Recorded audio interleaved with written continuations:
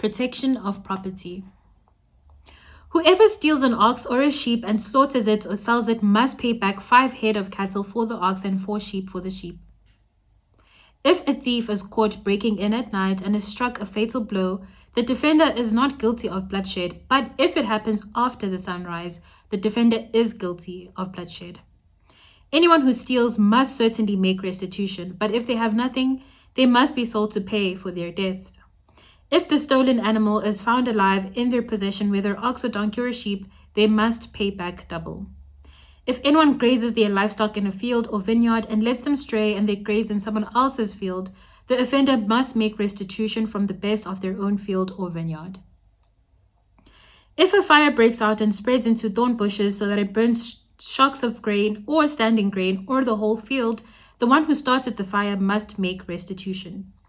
If anyone gives a neighbor silver or goods for safekeeping and they are stolen from the neighbor's house, the thief, if caught, must pay back double.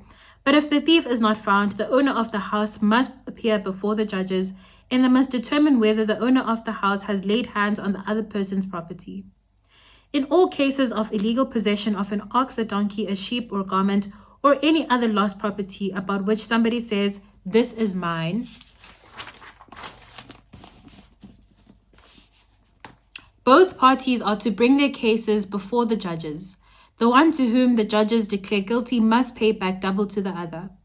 If anyone gives a donkey, an ox, a sheep, or any other animal to their neighbor for safekeeping and it dies or is injured or is taken away while no one is looking, the issue between them will be settled by the taking of an oath before the Lord that the neighbor did not lay hands on the other person's property.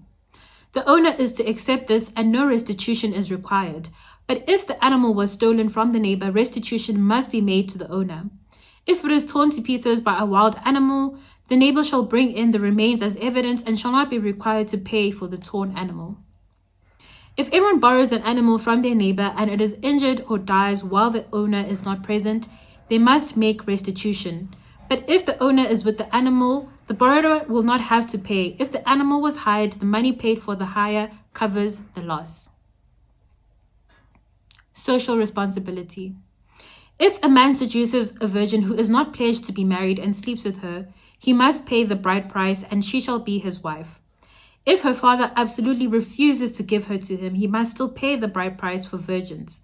Do not allow a sorceress to live. Anyone who has sexual relations with an animal is to be put to death. Whoever sacrifices to any god other than the Lord must be destroyed. Do not mistreat or oppress a foreigner, for you are foreigners in Egypt. Do not take advantage of the widow or the fatherless. If you do and they cry out to me, I will certainly hear their cry. My anger will be aroused and I will kill you with the sword. Your wives will become widows and your children fatherless. If you lend money to one of my people among you who is needy, do not treat it like a business deal. Charge no interest. If you take your neighbor's cloak as a pledge, return it by sunset, because that cloak is the only covering your neighbor has.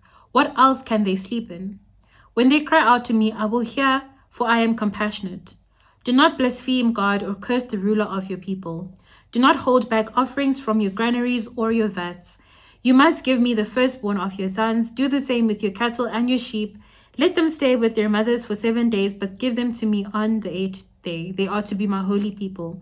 So do not eat the meat of an animal torn by wild beasts. Throw it to the dogs. That was Exodus chapter 22. My name is Movile, but you can call me Coco, and this is Spiritual Longevity. I will see you tomorrow.